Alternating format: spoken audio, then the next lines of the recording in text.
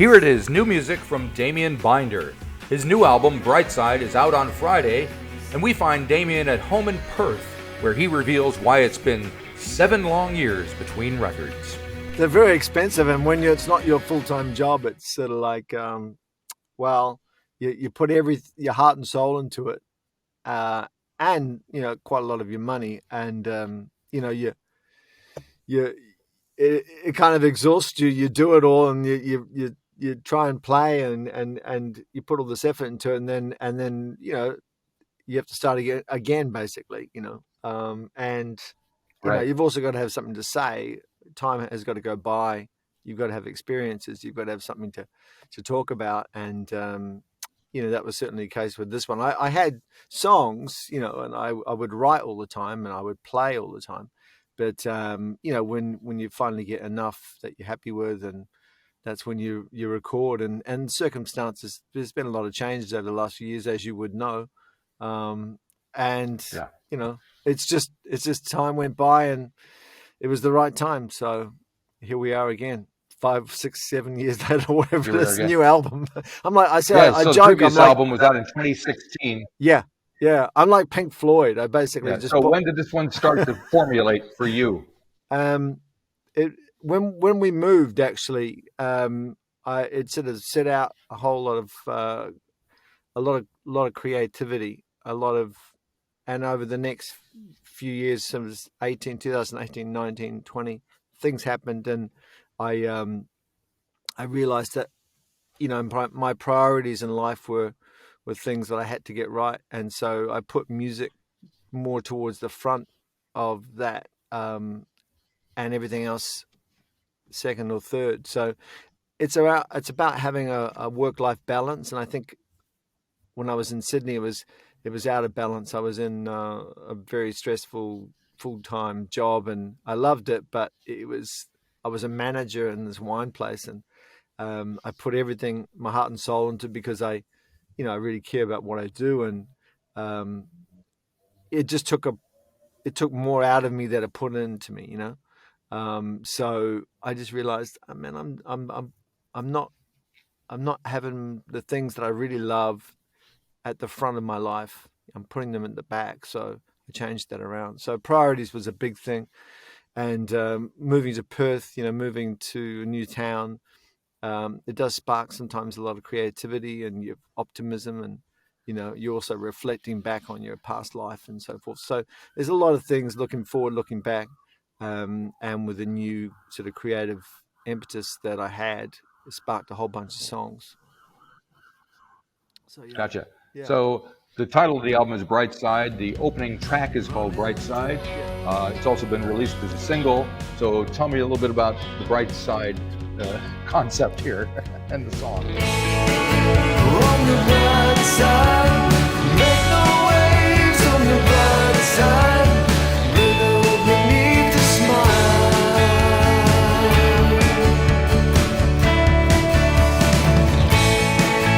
On the bright side, there's no way. On the bright side, they'll never know otherwise.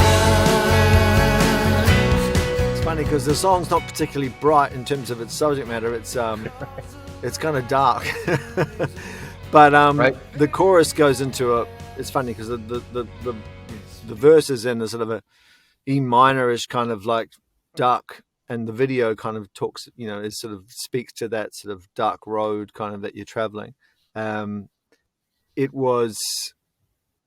It's me, but it's a bunch of other characters as well, like most songs I write, and when it gets to the chorus, the person is they're basically trying to hold it together, and they're manifesting a personality on the outside that is one of being in control and being, emanating sort of confidence and relaxedness, where underneath there's just massive inner turmoil. So we're going about our lives, trying to hold it together, and there's just beneath the surface, there's everything else that's happening. So, one of the lines is brittle beneath the smile. And then there's also another line later on where it's, bristle beneath the smile. So it's people sort of with a lot of rage and a lot of resentment, a lot of things going on for them, but sort of maintaining a calm exterior. And it's sort of about that our waking lives, basically. You and me and them. Very good. Now I see you've got Matt. Is his last name pronounced Gio?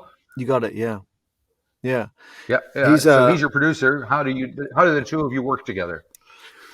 I found him because I was listening to a Katie Steele record. Katie Steele from Little Birdie, an Australian band. I found this record of hers that was like her first solo record. I really liked what he did with it, and I basically looked up the credits. She was from a band like me, and then she did a solo record that sounded quite different. And she was working in a different production style. So I looked up the producer and I basically tracked him down. I sort of stalked him on the internet and found his details. And then I emailed him and sent him my stuff and said, this is me. And I'd done some demos or early beginnings of songs with Bob Shepherd. And he really loved what I'd done. And he liked the fact that I'd created quite a lot of it already. So all the songs were recorded in some part partially, and the words and music were all there. And what we did was deconstruct and build back up again what I had. And we kept a lot of stuff that I did, but we built on top of it. And he just loved what I did, and it's so great when you meet somebody who goes, oh man, you're great. But I can really that's what you want to hear. Yeah, that is totally what you want to hear, isn't it? I really like these songs, man. They're really good. And he got into it very very hands-on, very positive, he's a multi-instrumentalist. So whilst I played quite a bit more guitar on this, on this record, he did a lot of he's a drummer, so he's very rhythmically minded. So he's also just can do anything basically. So right. I was very lucky. Works very fast too, really fast. Oh, yeah, nice. Which is so great for the money. It's great for the money. Yeah. So you mentioned Bob Shepherd, who you've been working with for many years, and he's based here in Auckland. So I think you're mostly working as co-songwriters these days. What's the thing that keeps you guys going, keeps working together? Well, we probably wrote the songs long time back. I tend to write the song, and I'm not dismissing his input. He's sort of the editor. I bring the song to him, and he'll say, take out these words, try this word. Why don't we develop the melody like this? And he kind of tweaks what I've got a little bit. So, he's more of that kind of, we don't sit facing each other, with guitars or anything. He's like, change this word, change the melody here, tighten this bit up here. Kind of gives me good ideas in that sense. So he's a great songwriter, but he's my editor in that sense. And he comes up with sometimes better ways of saying things than me. So, I cut him in, and that's what you should do, right? Yep, absolutely. I wanted to talk about a track called Back to Me. Is that a harp that's on that?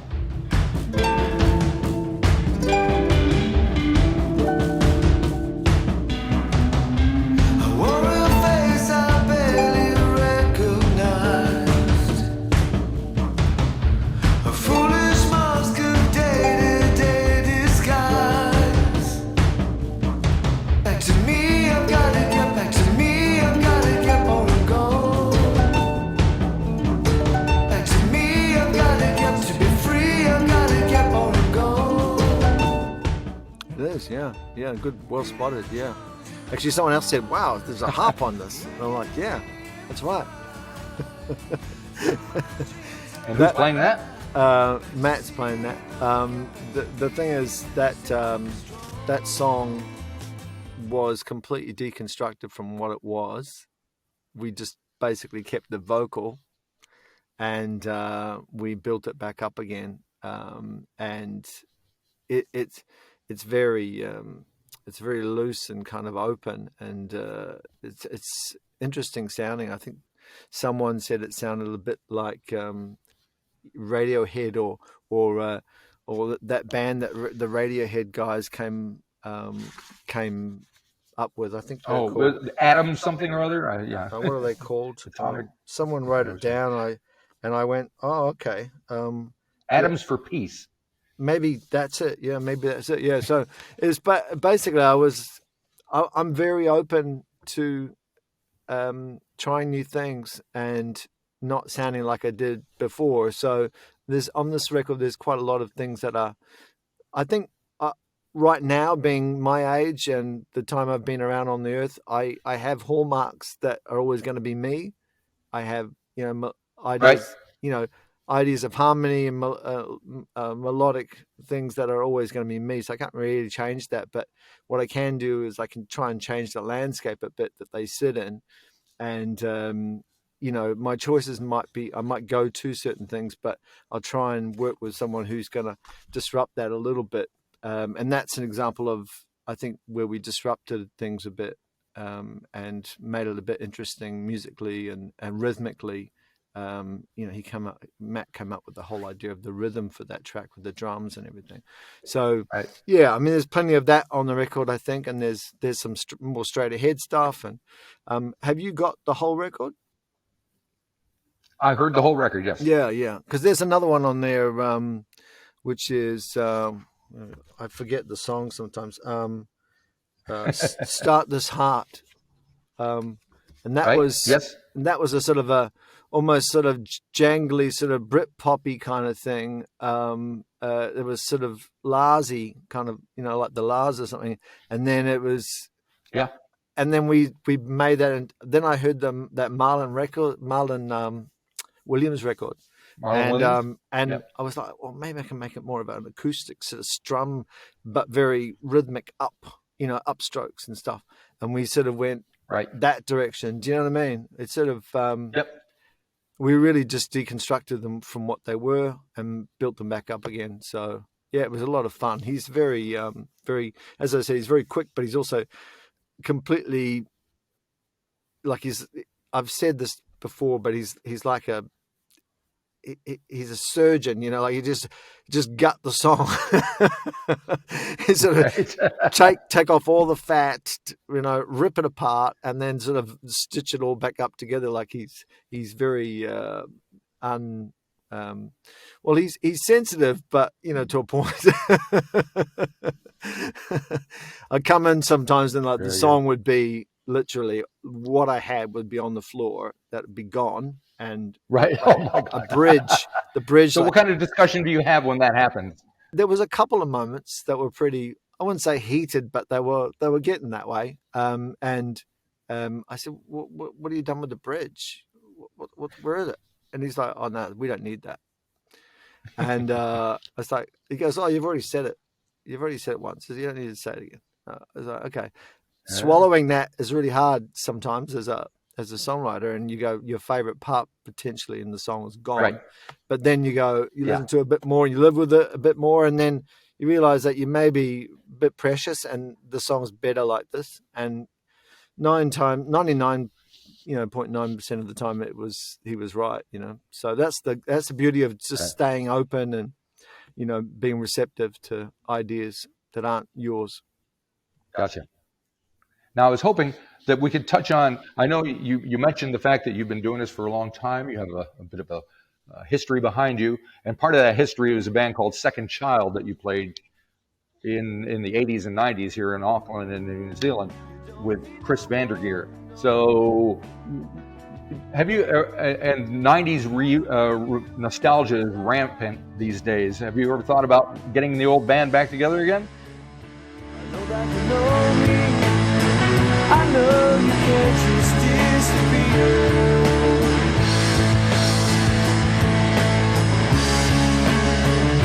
I think like you told me, I stayed away so far from you.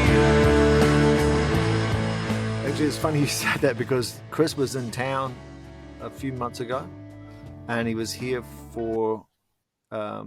He works for. He owns a company with Joost Langfeld, which is big pop music.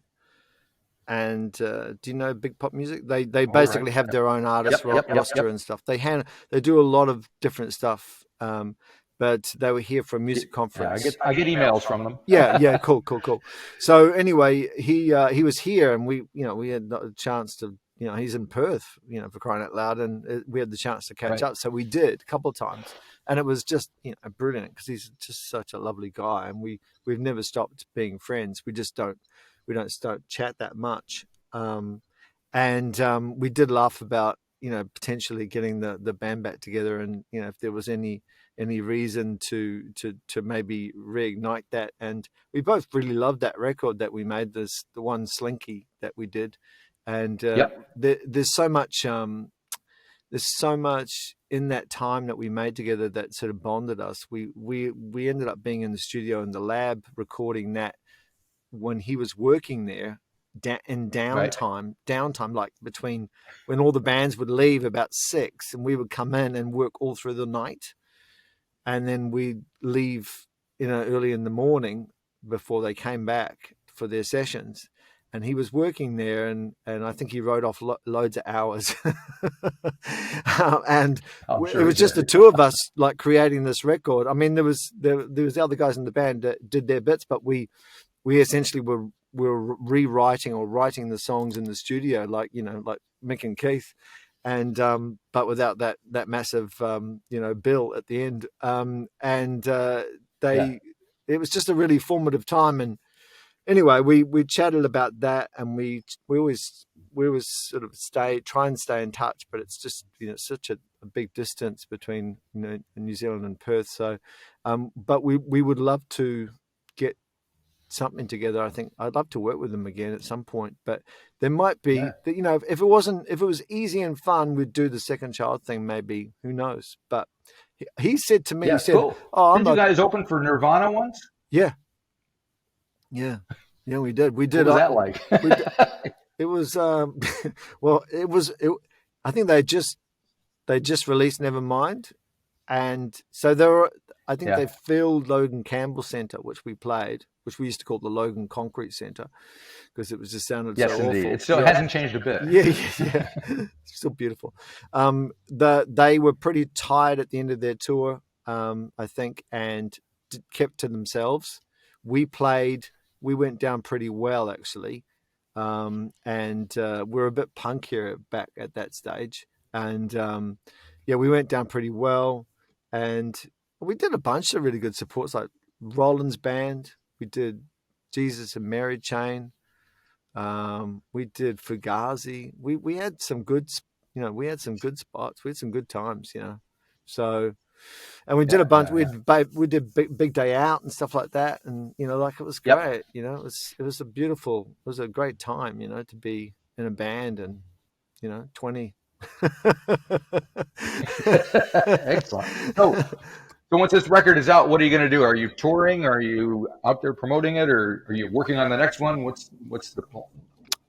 Well, Marty, as an independent musician, you're pretty much working all the time on promoting your music, because if you don't, it just gets lost in the sea. Nobody else is going to do it for you. Yeah, and that's pretty much what I do. I'm the roadie. I'm the manager. I'm the guy who brings in the tea. I do it all. Yep. And when I've got this job now where I work, and I can actually do my own work, like my admin for my music, at the same time, because it's a really good balance between that and that's what I said before about sort of creating a life, whereas with this balance between what you really love and then having to earn a living as well, and trying to get that balance a little bit more in your favor. And I really actually like my job that I have, but because it doesn't take anything away from me, it only just adds to my life.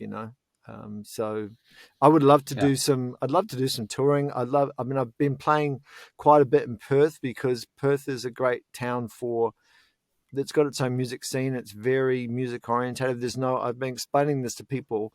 When I lived in Sydney, I'd be playing in bars, and there'd be 10 TV screens behind me with the league on.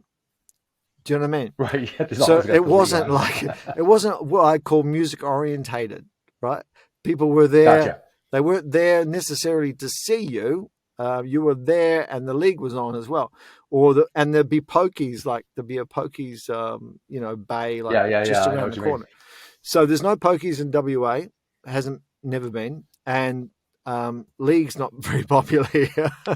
But also the sport orientated. It's music orientated. So you play at a wine bar, or you play at a pub, and there's no TV sets in sight. People are sitting there. They might be having dinner, but you're playing to them, and they're listening. And Gotcha. And I find that that's really refreshing. And there's a lot more places to play, small places, intimate places. And with the record release, I'm playing with the band. I've got a band together. Cool. 5-piece band. And I'm really looking forward to that, because we're going to make a lot of noise, and it's going to be fun, And there'll be any chance of you coming to New Zealand and making noise? I'd love to. I'm trying to I'm going to hit up maybe Kurt Shanks and see if he can Good. put me on a bill. But I'll have to get a little bit popular, probably because he's probably banking on me. Like bringing some people to the gig or something. So, or I'll see, maybe the second child reunion. Maybe, I don't know. Whatever makes more money that could for do them. it, man. Excellent. All righty. Well, thank you for spending all this time talking to me, and good luck with the record when it's out. And hopefully we will see you in one form or another here in New Zealand soon. Thank you so much, Marty. Thanks for the opportunity, and it's always great to see you. And I wish you all the best with your endeavors as well.